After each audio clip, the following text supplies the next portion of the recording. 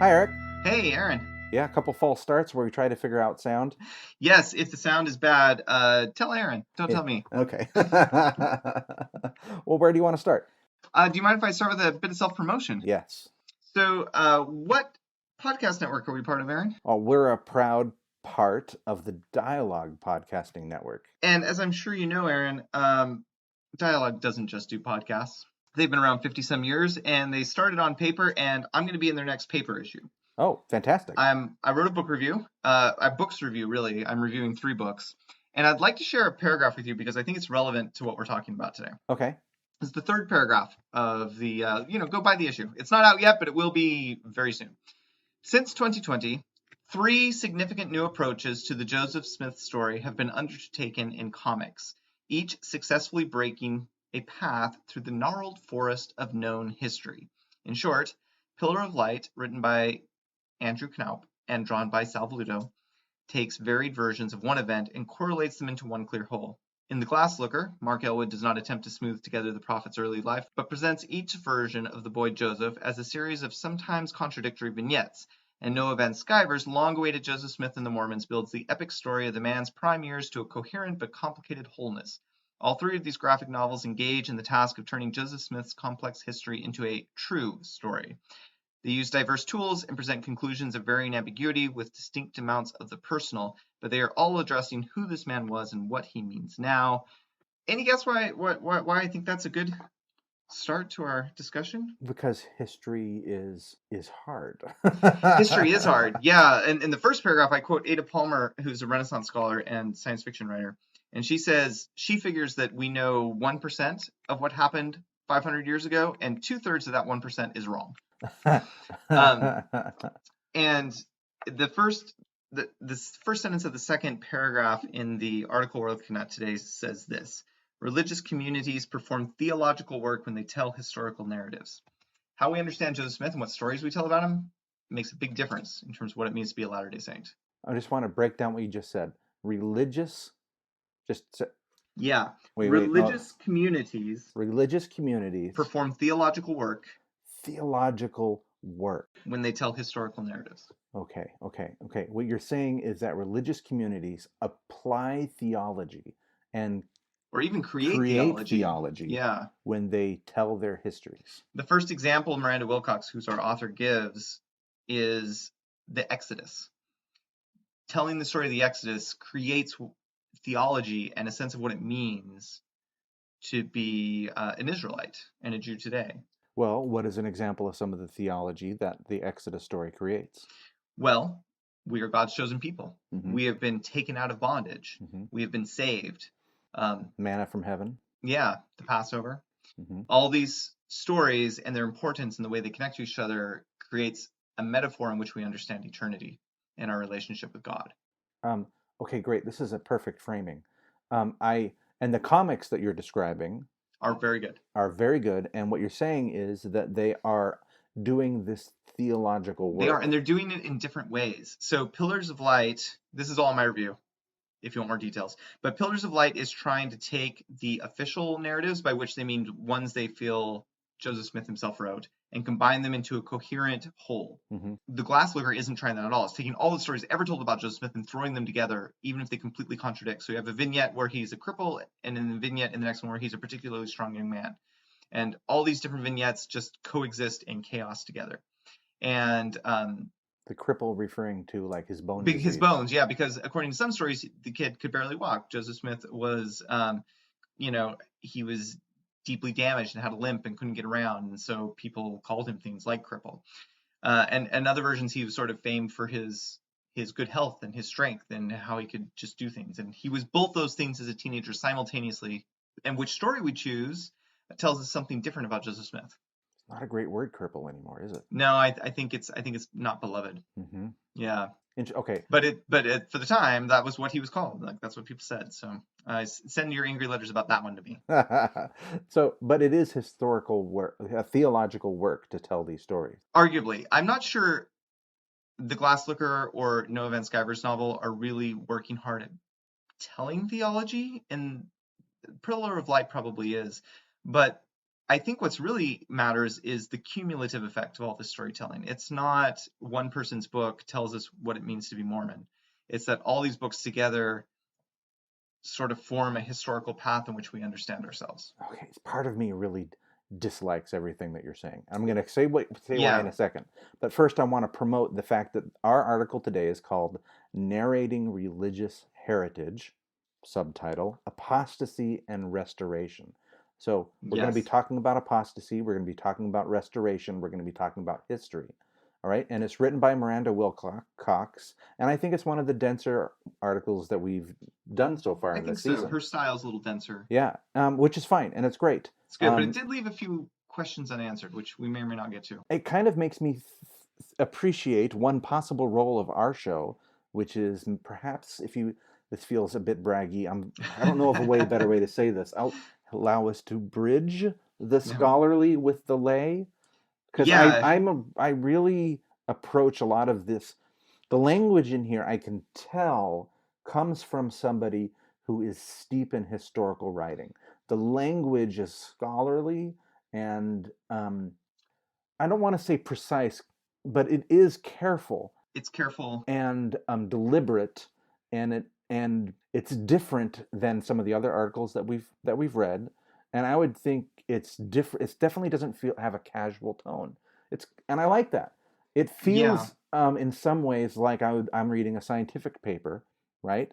But it's a different kind of language, but it has that kind of scholarly feel. I didn't anticipate talking about the feel of the article, but I'm interested in that kind of stuff. But I also think that part of what she's doing, and Miranda, feel free to send me an angry letter if I'm wrong, but I think part of what she's doing is this is her entire field, right? Is how Christianity existed in eras that many members of the church dismiss as unimportant. The Dark Ages, the Great Apostasy, they don't matter. Yeah. That is her field of study, and she disagrees fundamentally with that idea. Okay, hold that thought for a second. Yes. I just want to say what I meant when I said I disliked what you were saying before. Oh, okay. Yeah. Oh, wait. Actually, first, just a reminder: the article is published in BYU Studies, not Dialogue. Yes. We're Dialogue podcast, and you understand. But yes, we are going through this season. If you're just joining us for the first time, with their issue yet to be revealed, which are Open Questions in Latter-day Saint Theology. This was published in 2021. Yeah. So what I'm trying to say is that the fuzziness of history bothers me. Yeah. The 4 accounts of Joseph Smith seeing Heavenly Father and Jesus Christ bother me because I am a believer in objective truth, which smells like warm pretzels. Good thing you didn't go into journalism or history. Science was the right place for you. Right. Okay. That's all I'm trying to say. But this article, I think, wrestles with the fuzziness in a way that's really interesting. Okay. Narrating Religious Heritage, Apostasy, and Restoration. You mentioned that it's from this yet to be revealed journal issue. Yes. Where every article that we've talked about so far this season has had a specific question that we were able to identify immediately, right? Yes. What does it mean when Satan is reducing our agency? Yeah. Was Jesus Christ married or not? Right. What is doctrine? What is doctrine itself, and so forth? What's the question in this article? I think it's an interesting problem. What is the question here? My first thought was, what is the Great Apostasy? I don't think that's it. Was there a Great Apostasy? Maybe, but I don't think that's it either. Ultimately, it is something about how do we understand the restoration in the history of everything, and not just since 1820. I think you're getting closer.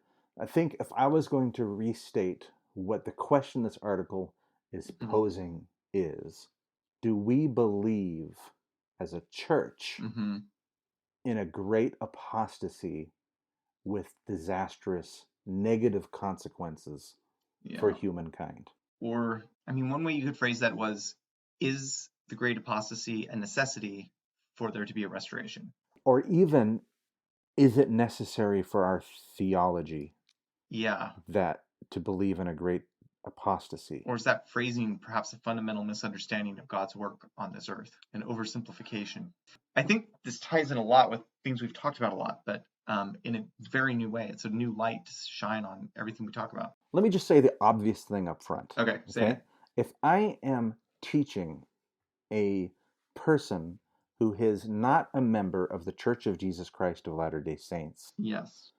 and I use the following sentence, it will be interpreted negatively. Okay, Okay? let's hear it. The following sentence is, all the other churches are wrong. And yet that is darn close to what God says in the first vision, in the canonized version. Yeah, yeah. And I think what Dr. Wilcox, Miranda Wilcox? I think doctor's a safe guess. Actually, just have that open. Give me just 1 second. I'll tell you. Yes, she got her doctorate from Notre Dame. Okay.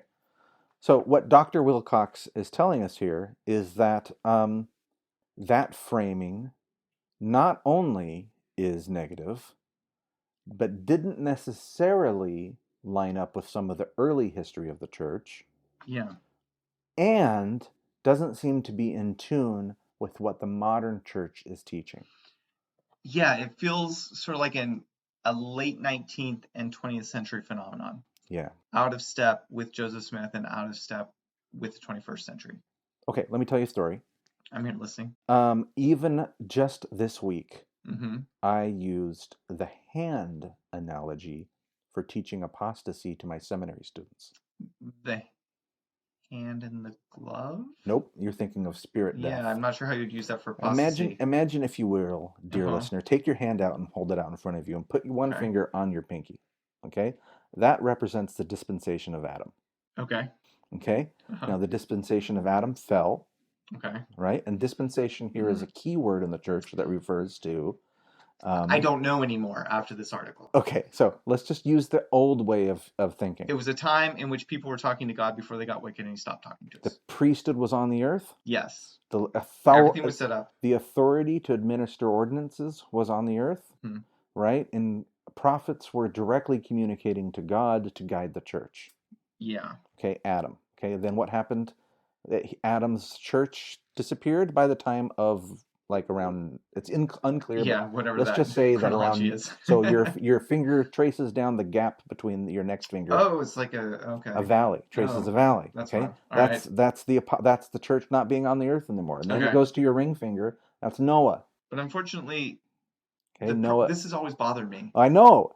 And I used this analogy without even thinking in seminary because it was so embedded into my nature that this is how I understand the apostasy. The hand thing? The hand thing. I've never heard of this before. Okay, so then after Noah, it fell again, and then we have Moses, right? Yes. Moses was another dispensation. During each one of, there's gaps when the church and the authority to preach is gone. It does seem to make Satan the perpetual winner here. At some point, it fell again, and now we've got Christ who established a dispensation. That's your index finger.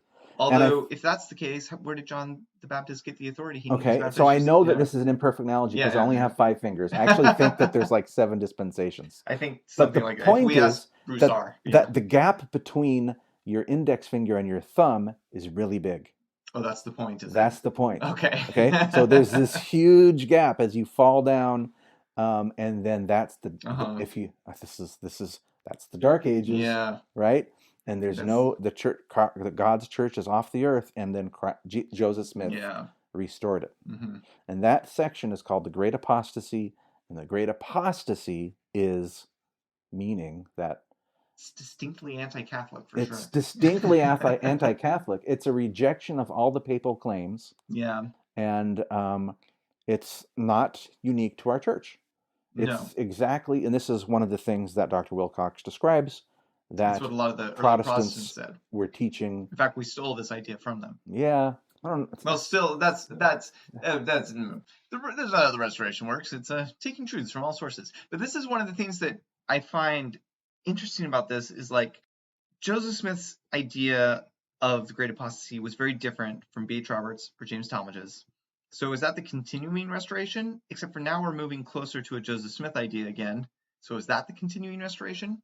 Or are those the faults of men? Or is that something we needed in order to establish our, I don't know. It raises some interesting why questions that we're not going to answer. I actually think that this article is more cut and dry. Oh, you do? than like any of the other ones that I we've kind of done. do too. I think she's right. I think she's just right. Yeah. I think that she's And that's not. why we can't find the question, is because she's really just trying to show us that she's right. Yeah, yeah, it's different. The other ones in the articles, other articles that Yeah. we've looked at, I've just simply said, here's some evidence to one interpretation Yeah. of some difficult doctrine, right? For example, I just want to use an example from one of our previous shows. So I would say, for example, there is movement between kingdoms in the celestial kingdom, or not, Or not. right? Yeah. Universalism versus not universalism, Yeah. right? Here's some evidence on one side of the argument, Mm-hmm. right? Are souls assigned a degree of glory forever, or are they not? Yeah. That's and then there's some other sides. Okay, I don't think she's arguing this. What No. she's doing is instead saying, look at history Yes. and look at how we've changed, and aren't we happy that we're better now? That we're telling this new story. That we're Or we're starting to, at least. But we need to recognize that as a church. Yeah. Because I think what she's saying is that our prophets and leaders are ahead of us in this regard. Yeah. And we need to bring the rest of our membership forward and drop this apostasy narrative. But not drop it, change it. Understand it in a new way. Change it from a negative to a positive. Yeah, well, I don't want to say that apostasy is positive, but that's the problem with the word apostasy, is I think in our culture and our theology, it is inherently negative at this point. So it's, well, let me borrow something she said, something that was written in Times and Seasons, almost certainly written by Joseph Smith. It goes like this. Probably Joseph Smith wrote, while one portion of the human race are judging and condemning the other without mercy, which sounds a little bit like us judging the people in the Great Apostasy, the great parent of the universe looks upon the whole of the human family with a fatherly care and paternal regard. He regards them as his offspring, and without any of those contracted feelings that influence the children of men, he is a blah, blah, blah, and he will judge people according to the law they have and according to their experiences, and everyone's going to get treated well. But ultimately, her point in quoting Joseph Smith is that for Joseph Smith, restoration wasn't a cut moment in which before him everyone was bad and after everyone was good. In Lucy Mack Smith, Joseph Smith's mother's personal narrative, there's a lot of miracles and revelations and things before the restoration begins. And Joseph Smith did not seem to reject that, and early church members did not seem to reject that. Joseph Smith, she writes, saw restoration as, quote, gathering, linking, and building upon truths manifest through human histories and cultures, unquote. The whole world is part of the restoration. Restoration is not simply taking something that was lost and restoring it, but taking all things that are lost and putting them together, all the pieces, all the truths that are across the world and bringing them back together. I think we have, as podcasters, an interesting task here, because I kind of want to just say, here's what she said, and she's right. Okay? Which isn't, I want to make it useful to the listeners. Right? Well, I'm going to find that quote now, because I think that, I think this is maybe the strongest piece of evidence that she puts into this article, and it's referring to the Book of Mormon. She's quoting Frederick and Spencer in their article, Remnant or Replacement. Click on the links and follow the footnotes. Anyway, they say, the Book of Mormon and other aspects of the Restoration correct the prevalent anti-Jewish replacement theology in Christianity by recentering the Christian message on covenantal Israelite foundations through the rehabilitation of a remnant theology. In other words, early Christianity made the mistake that we've made for the last 100 years of saying the Jews were wrong and Jesus is a restoration. And the Book of Mormon says, no, I forget the exact quotation. It was like, where do you think you got the Bible? Except for it came from the Jews. So 1 Nephi 11 through 14. Yes, and the idea the Nephi is promoting is like, look, Jesus and Israelite theology, those are one and the same, and they go together, and you put them together and you have a full story. And that is the mistake we're making, is we're trying to throw out all these aspects of Christianity as if we know better, and say that we are replacing Christianity when we're not. We, in the same way that the Christians did not replace the Jews, we are supposed to be building on and growing and becoming something else. It's really funny that you say that, because I just finished teaching the Old Testament last year, We did the Old Testament in Sunday school last year, and every chapter in the manual seemed to be about, let's find how this scripture is about Jesus Christ, right? Yeah. And Why are we so good at that with the Old Testament and not so good at it when it comes to Christian history? So, just to restate kind of a little bit what's happening here, the argument is that in the early 1800s, Yes. that there were kind of two ways that I think people thought of there was some rhetoric starting early about the apostasy and a rejection of, well, the papal claims, right? Just to state it up front, right? Yeah. There was already that starting, but there simultaneously was this understanding that where you came from, your Baptist, your Lutheran, your Protestant source, has so much goodness. Yes. Right? There's so much preparation about the Savior, so much knowledge about God, that moving into the LDS church was easy. Yeah. Because you're already there. You just need a little bit that Joseph Smith is bringing along. That's what President Hinckley always said, right? Bring the good you have and see if we can't add a little bit more. And that gap between the 1860s and President Hinckley is what's interesting. Yes. Because that's when the great apostasy narrative was really established. And it's interesting that it happened.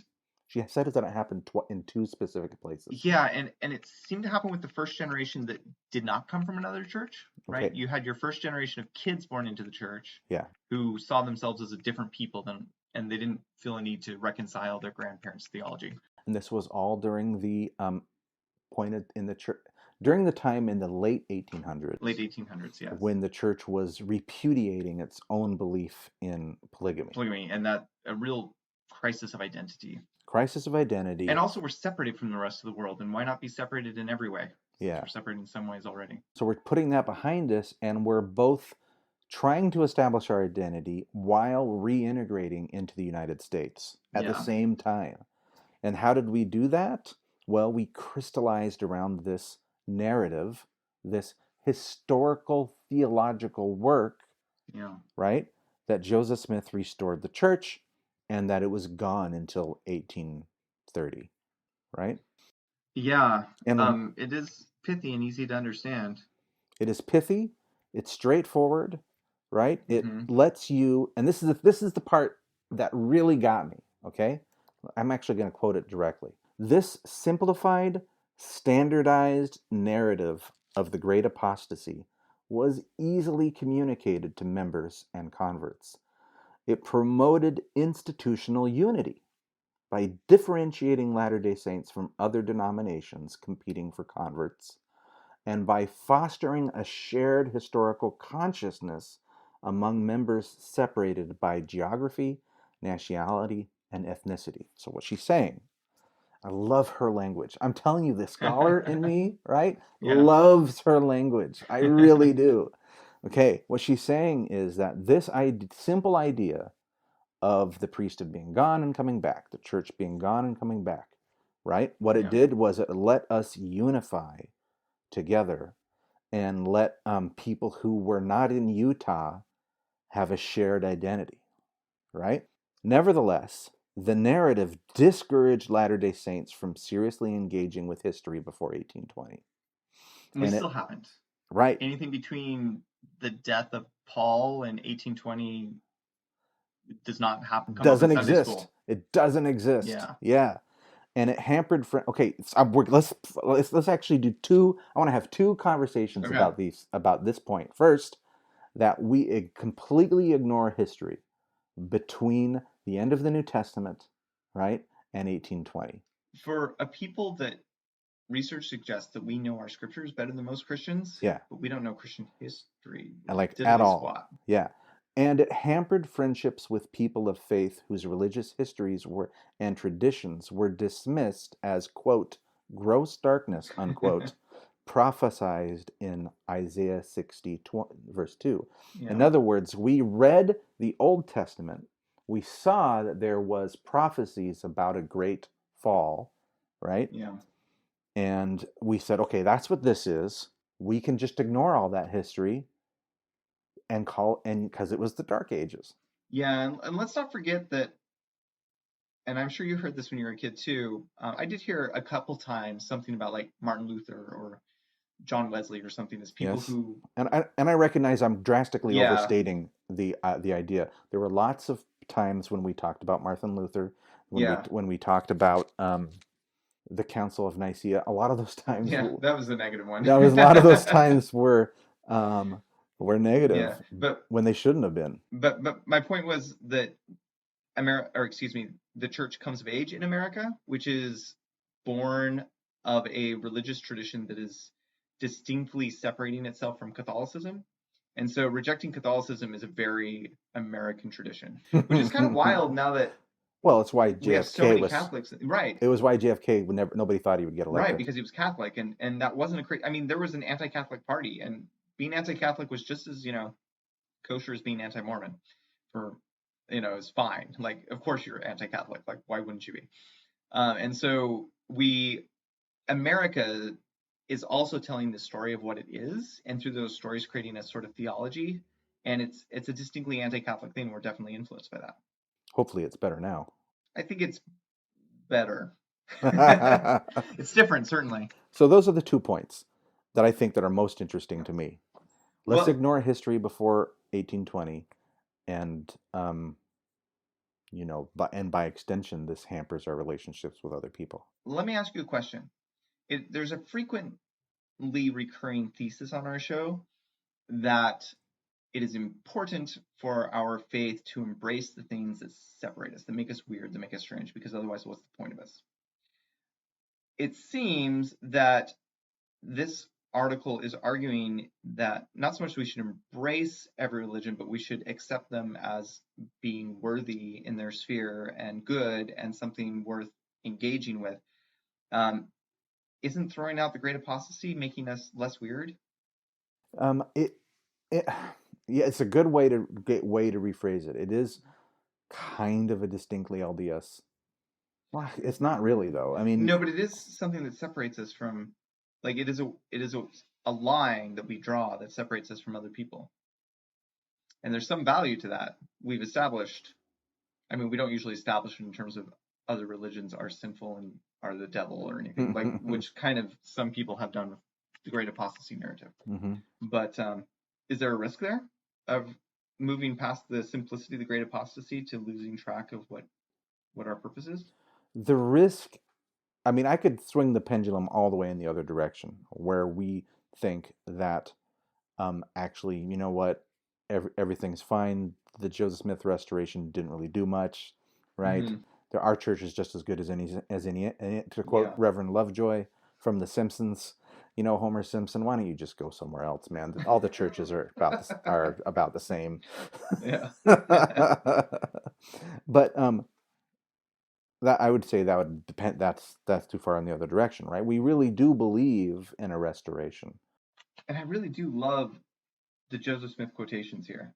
This idea that God loves everybody, his arms are open wide. And there's a line near the end where she says, like, reframing that, thinking of the restoration not so much as fixing the past, but as a preparation for the second coming, a way of like bringing all the pieces together, not rejecting the past, but bringing the present together with the future in order to prepare for the second coming. She says, this reframing invites Latter-day Saints to narrate processes of restoration extending across human history and culture, rather than dismissing whole eras as apostate. I mean, the idea that there's nothing of spiritual value we can learn for over an 1800-year period is obvious nonsense. It just doesn't make sense. But does that, by recognizing that the great apostasy is perhaps an oversimplification that was helpful perhaps culturally for a time, but is ultimately a dead end, what kind of responsibility does that put on us? Well, first of all, I think that Dr. Wilcox is saying that it's time to drop the word the great apostasy from our LDS vocabulary. Yeah, I don't think it's helpful. I don't. And first of all, do you agree with me saying that that's what she's saying? Yes. I mean, I think she would she does not really get into theology in Yeah. this article about theology. It's good history. Yeah, it's good history. I think that it is safe to say that her reading doesn't reject the idea of apostasy as the priesthood was lost and needed to be restored, that sort of thing. But the idea that nothing good happened, or even that it was so simple as the church died and had to be brought back, like those kind of statements are short-sighted and unfair and probably just wrong. There are plenty of good people at all periods of time. It's weird, like I've noticed in discussion, it seems a lot easier for Latter-day Saints to say, hey, there's like good stuff in Taoism, Buddhism, and other, very non-Christian, non-Judeo-Christian parts of the world, and say we need to recognize the value in those. And hey, there's every nation is given the information that God gives them, the information they need, or whatever it says in Alma. And I think it's a little harder for us to say that with our closer relatives, meaning the rest of Christianity. Do you think that's an accurate assessment, or is that just me being in Berkeley too long? No, I think that and serving the nation mission. I think you're right. I think that this has been a problem in the past. Mm-hmm. I think generally we've been dismissive of all the fantastic religious history that exists in Christianity in the world. Some of the conversations you and I have had about Eastern Orthodox Christianity has Mm-hmm. blown my mind. They about deification, and it's really, really cool and different, right? And the a friend of mine commented on our discussion about the great God that Parley P. Pratt talked about. Yeah. Right? And he was like, yes, this is what you should be talking about. He loved it. Right? He's not LDS. He loved this great God idea. Yeah. Right? And so this kind of stuff is really cool. But I can see why it's not in Sunday school. Sunday school is so focused. Sunday school. The church only gets us for an hour a week, right? They don't got time for this. They don't got Here's the thing. let me put it from the perspective of the church leadership, right? Yeah. First of all, I think the church really is backing off of this, and I think she has good evidence for this. Yes, she says, I think in April 2020, in April 2020, President Russell M. Nelson presented a proclamation in honor of the anniversary of the first vision, titled "The Restoration of the Fullness of the Gospel of Jesus Christ, a bicentennial proclamation to the world," without mentioning the word apostasy. And that's key. Which I didn't even notice, but that is key. That would not have happened in the 1980s. Yeah. Without mentioning the word apostasy, the proclamation outlines the unique mission of the Church of Jesus Christ of Latter-day Saints to prepare for the second coming of Jesus Christ and the ongoing nature of the restoration. And that began with Joseph Smith's sacred prayer in 1820. This reframing invites Latter-day Saints to narrate the process of restoration extending across human history and culture, rather than dismissing whole eras as apostate. Okay, this is excellent. It's fantastic, right? And what it tells us is, by extension, we should be taking some time and looking at other religious traditions, right? Yeah. And this is what my point was. Why don't we in Sunday school? Because we don't got time. Well, but that's a choice too. I mean, think about the time before we were gestated, Aaron. Mm-hmm. Before the 3-hour block, mm-hmm. which I don't remember. I'm old enough. I was there, but okay. I don't remember it. Uh-huh. I never went to nursery, Aaron. Because I'm too old. There was no nursery. Yeah. But I don't remember it. But my point is, it used to be there were different days of the week, right? Like Sunday school was on Sunday, I presume, based on its name. Sacrament meeting was on Sunday, but primary was on Wednesday or some other day, and that's how it was. And you go back to like pre-modern correlation, where we have the 4 standard works every 4 years in constant rotation for Sunday school, and there were manuals for all sorts of funny things for Relief Society or the Elders Quorum, and it didn't have to be the standard works on this quick schedule, which does, frankly, I mean, it may be focused, but it does the Old Testament in particular short shrift. It's not a perfect system, the one we have now, and I'm not saying it's wrong, but I doubt it will last forever, and it will change. And And I'm not saying that Sunday school is necessarily the right place to learn about Saint Bernadette or something, but there's room Okay, somewhere let me if we just give choose for there to be room. let me just give you an example. Okay, Yeah. I taught John the Baptist in seminary recently. Yeah. Right, and so one of the things I've been enjoying doing in seminary is just going onto Wikipedia and just looking at what's written there about these famous events in the New Testament and the Bible. Right, because it's not the Bible dictionary, which has very LDS centric description of the events, right? And it's crammed into the smallest space possible. Yep, and it's not like an anti-Mormon website, right? It is pretty well moderated by this point. Yes. It's not it's not an atheist website.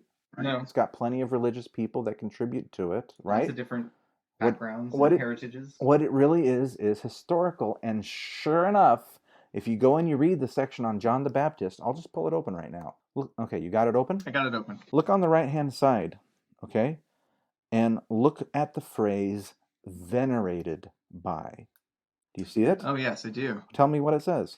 Venerated in Christianity, all denominations which venerate saints, Islam, Druze faith, the Baha'i faith, and Mandaism. There's a couple there I do not recognize. That's what I'm trying to say. Isn't that really cool? Who are the Druze? John the Baptist is such an important person. don't. He was he is a character. He is a character. Oh, man, that guy. But the point is that he is beloved, venerated by so many different people, and I just think it's interesting when I was reading about this to find out more about it. I read about the Islam. I read about the Islam faith and about why they venerate him and who they call him, right? And the Baha'i, obviously, we have some Baha'i here in Berkeley. We do. And yeah, Druze and Mandaism are very interesting as well. If you want to look at it. Apparently, I this is based on the first paragraph on the article on Mandaism, so this could be totally wrong. If you're a Mandaist, I'd love to reach out, please. But it sounds like he's kind of their Muhammad, the final prophet, the great prophet. That's fun. That's interesting. Right? Okay, that's interesting. It gives a different kind of perspective on the history of understanding John the Baptist, right? Yeah. Another interesting fact: if you go down and look at relics. Oh, how many? The weight of how many humans? Yeah. Are there how many different parts of John the Baptist do you think exist? Right. At least 100. There are 3 or 4 specific understandings of where his head is. Oh, just his head. Just his head. Right. There's his right hand, his left hand, his decapitation cloth. Right. There's his left finger bone. Right. Like I said, this is just interesting. It helps you understand more about history. Obviously, we know where John the Baptist's head is. Do we? Well, I guess it's on his shoulders. It's on his shoulders. Is that this? Oh, well, that's a different question. That's a very interesting question. We'll hold off on that. No, I think this is a great point, and it gets to. I think we have this egotism. Wait, what's my point? Oh, I think your point is that there's a lot. It's rich and it's interesting and it's fascinating and there's really excellent things. And just because they can't all be true, John the Baptist could not have had 4 heads, for instance. Just because all that stuff can't be true doesn't mean there isn't a lot of value there.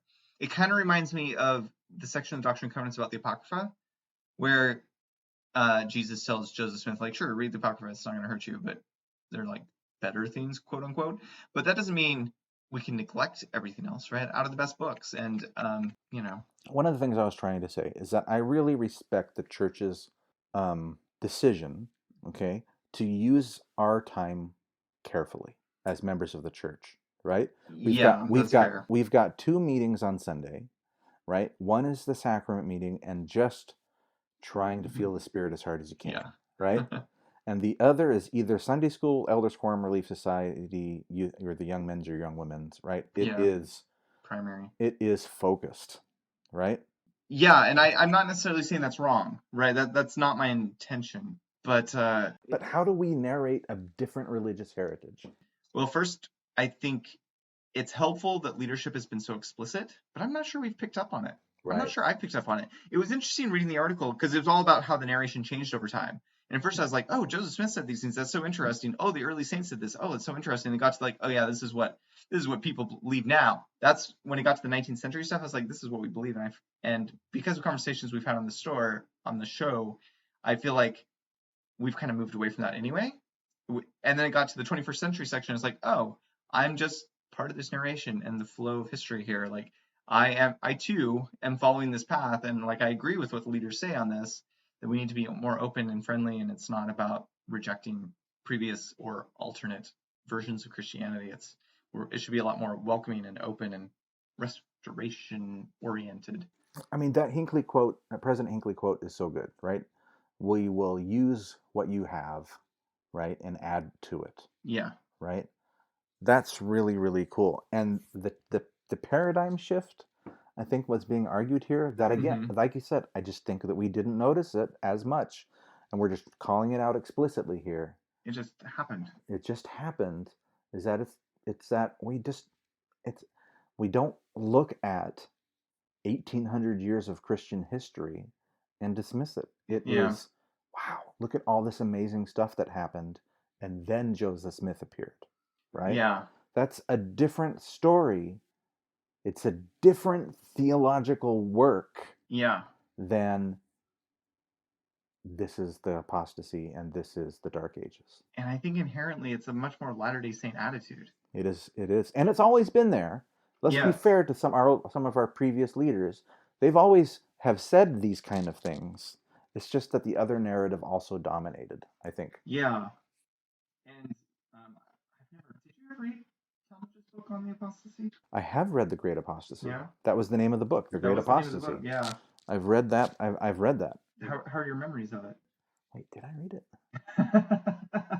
I have read Jesus the Christ by James E. Talmage and Articles of Faith. I don't think I've read The Great Apostasy. Yeah. I was just wondering what his spin is, because just what I know about Talmage, it seems like, although he may accept this narrative, he also seems like the sort of guy who would have seen goodness in all things and value in all things.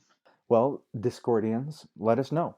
If you want to write a paragraph on what James Talmage thought about the Great Apostasy, if you think that he was dismissive of or celebratory, then let us know in our Discord server. We've had some great discussions there. You know, our episodes don't come out very often, so discussion in Discord doesn't happen very often. But you know, we let us know. Yeah, it's also weird, Aaron, on this episode, because I feel like on the one hand, we came in agreeing with the article, and yet I don't feel like I've been able to express myself as clearly in this episode as usual, even though you would think it would be easier when I'm mostly just agreeing with the article's conclusions. Yeah. I just think I 100% agree with you. And I think the reason is because the history is so hard to follow. And also, like, I'm not going to pretend that I'm not ignorant. Yeah. One of the things that bugged me about the article, and I mentioned this earlier in passing, is she would often say that aspects of the Great Apostasy is simplified by church members in the past, just don't match up with scholarship. I mean, no scholars agree with this. No scholars can like back it up. And I was like, who are these people? Who are these people? And what I realized by the end is like, this is just a universal truth. It would be like if from about 1890 to 1950, many members of the church said there's no such thing as gravity. And she's like, most scholars don't agree with this, and I'm demanding to know who the scholars are. It almost feels like it's that obvious. If you're familiar with the field, you know that a lot of things we say about the Great Apostasy are wrong. And she doesn't even have to explain it because they're just you wrong. should know. Yeah. And that's a little humbling because usually I feel kind of smart when we have these discussions. Even reading articles by people who know a lot more than I do, I feel like I know enough to hold my own. But I do really feel my ignorance about... Yeah, of all the articles that we've read, this is the one that made me think, wow, what am I even doing here? Yeah. This is the one that made me think, I am not a historian, right? Yeah. And I even like hanging out on Wikipedia. Yeah. I've read about a lot of saints. Yeah. And a lot of popes, and I still feel totally dumb. Do you have an example of a common belief about the Great Apostasy that is in this article that's debunked here by Dr. Wilcox? Well, I'll give you one that every LDS medievalist I know returns to most frequently. Okay. Is this real pet peeve of people, and this isn't just a Latter-day Saint term, but people calling it the Dark Ages. Yeah. As if nothing happened, as if only people killed each other, as if it was all the Crusades and not like science wasn't happening and literature wasn't happening and art wasn't happening. Like a lot happened in those years, and a lot of good things, a lot of excellent people lived in those years who did excellent and wonderful and beautiful things. And The whole metaphor of the Dark Ages, which you can kind of feel her skin bristle at when she mentions it. I was surprised she capitalized it, honestly. That must be a BYU study style guy, because you can tell she doesn't give the term Dark Ages that much respect. Just this whole metaphor that everything was darkness then. And I know that's not a specific example, but it's an attitude. Yeah. And I think that attitude deserves to be dropped off. Let's restore ourselves enough so that we know that the ages weren't all dark. Interesting conversation. I appreciated the words. I feel like my own narrative and how I talk about history has changed since I've read this article. I think I'm going to be more careful. Are you going to bring it up in seminary? Probably. You know, I try not to directly crib from our episodes when I teach seminary, but I'm not going to say I don't a little bit. And I'm also not going to remove the word apostasy from my vocabulary, right? I think it's a useful word, but I think it might require, every conversation might require defining what we mean by it. Yeah, things are going to become more nuanced and interesting, I think, as we move forward, which is kind of like a general thesis of history, and like anybody who studies it realizes that nuance is the word. Shall we end with the burn? Sure. There's a burn in here. Did you catch it? I guess I didn't. The burn involves the phrase "remains to be seen." Okay, and this is what I really enjoyed it. This does sound familiar. Okay, this is in 2009 the press release for the dedication of the Church History Library. All right, here's what it says: the Mormon worldview compels a historical consciousness. Upon joining the church, each member becomes a participant in the great unfolding of God's redemptive plan. Since the beginning, individuals and societies have sought their place within the larger network of human relations and tried to make sense of divine interventions. This is still quoting from the Church History Library dedication. An active engagement in historical processes eliminates barriers imposed by time and space and enables Latter-day Saints to situate themselves within the great sweep of history. The Mormon historical consciousness impels one to step outside the comfortable confines of the present, develop empathy to understand the past, and in turn lay the spiritual groundwork for future generations. That's an awesome paragraph, and it's a great call to action. This phrase, it almost it's the phrase "anxiously engaged in a good cause," right? An active engagement in historical processes. It's kind of like it's calling back to those phrases from the Doctrine and Covenants. Yes. Okay, and then Dr. Wilcox's comment is the degree to which Latter-day Saints revise their historical narratives to align with these goals remains to be seen. Right? I do remember, I don't know. Maybe you shouldn't characterize it as a burn. No, I think this is the end of part one, and maybe this is her question. Like, are we capable of revising our historical? And in fact, that's the question from at the very end. She asks, could Latter-day Saints narrate an ongoing story of restoration as a divine redirection of existing Christian identities towards fullness in Christ? She's asking, can we do this? Are we going to get there? You know what the secret is? What's that? You got to put your face in the hat. You do. You got to put your face in the hat. We're a proud member of the Dialogue Podcasting Network. I'd like to thank Dr. Wilcox for this article. Dr. Miranda Wilcox. It was very good. Read the BYU Studies Quarterly. It's very cool. Like to thank Daniel Foster Smith for our music. If you want to find me, I'm at Aaron Brewster on Twitter. And Eric? I am at Mazing at Twitter, and I'm showing up on other places. I'm not actually there, but I have accounts all over the place now. Yeah, but best place to find us is on our Discord. Yeah, come to Discord. It's fun, kids. Yeah. Any other comments here at the end? Let history be an active historical engagement process. One more thing to say, do come to our Discord, do reach out to us on Twitter, do something, but tell us some cool historical tidbit from between the years 50 and 1820 that you think is just really interesting and worth knowing, and sure, I'd love to see some. And throw some Wikipedia into your Sunday school lessons. Yeah, that's what it's for. We've had our current Sunday school teacher has been doing stuff like that with the Oxford English. Yeah, you think God didn't give us Wikipedia for a reason? Oxford Bible. Yeah, they're very good. And it's nice. Okay, so right here at the end, we were thinking a little bit about tone for this show, right? Because we were just we took a break and we were talking about it, and we were just thinking, did we really hit the tone that we were looking for? And it's interesting because the article spends a great deal of its time in kind of a negative zone, right? Saying, Arguably, yeah. arguably, yeah, where it's like this this framing of the great apostasy wasn't was not where we want to be, and this better engagement with history is better, right? Yeah. Do you think that's right? Um, Possibly. I honestly think her tone is tricky to read Yeah. because her language is a bit more academic than most of the articles we've read. The academic tone, which is not really a tone, but it can mask, or rather, it allows people to reflect a tone they wish to see. Yeah. So I don't know if that's necessarily true or if it's just my feelings, my own evolving feelings about the apostasy Mm-hmm. being reflected back at me. Um, What tone do you want for to convey? I think I'm very hopeful.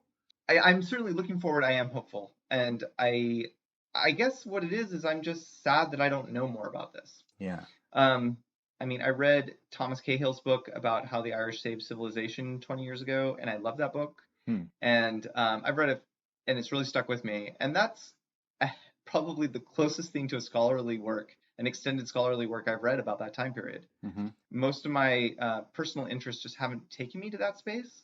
But yeah, I mean, Melissa Leilani Larson, LDS playwright, wrote a terrific play about Joan of Arc. And if I'm remembering correctly, the way it works is when God speaks to Joan of Arc, it takes place entirely one night she's in an English prison. The voice of God is entirely cribbed from the Doctrine and Covenants, which is a really interesting artistic choice, and it works really well in the play, but it adds an additional layer. And I think if I could rewrite my tone in this episode, what I would want to say is that I do believe, that it is possible for someone like Joan of Arc to be a woman of God, and for restoration to be necessary simultaneously. Like I reject the idea that apostasy is absolutely necessary for the restoration, even though it says that in Preach My Gospel, which is something we didn't quote, but she quotes that. Mm-hmm. I think it's more nuanced than that, and I think that I really do believe in Joseph Smith's version of God, a loving Father who embraces everyone with and without law, from every culture and every time period, and everyone has something to give. And the restoration, in this sense, is almost another word for atonement, that everyone will be atoned. Jesus is there for everyone, no matter what they knew, when they knew it, and what the church looked like on the earth at the time. There's room for everyone. And that I think is really beautiful. And I am hopeful, looking at what leaders say these days, that we will find a way to emphasize our Latter-day Saint concept of a restoration and an atonement that is for everyone. If you don't mind me saying just a little science here. I love science. Okay. One of the things that I've used this example before, but the Earth is not flat. The Earth is round. Okay? I've observed that myself. The difference between a round Earth and a flat Earth is, 0.000 something degrees, as you walk a mile. Right. It's a big Earth. It's a big, big Earth, to the point where if you wanted to build a building, you can assume it's flat. Mm-hmm. Right? The difference between our religion and others is not that big. Okay? It's Christ, it's baptism, it's love your fellow men, right? And this is what I think that President Nelson is trying to say. We will add some stuff about authority, right? We will teach you about the celestial, telestial, and terrestrial kingdoms. But you trying to be good? Well, keep trying to be good. Do you think, that's Aaron, cool. that perhaps by moving past the 20th century's idea of apostasy, we are creating, or rather, we are demanding of ourselves a greater humility? That it's not so much that our church is, quote, better, unquote, than other faiths. It's that we are we should be the servant of all. We have something we're supposed to give, and it's not about people coming unto us because we're awesome. It's more about too much is given, much is expected, and we need to go out and serve. Yeah, I think that's a good way to think about it. It's good to have an identity, right? I'm a Mormon. Yes, I am. That is a deep cut. Yeah. Okay. All right. Thanks, Eric. Thank you.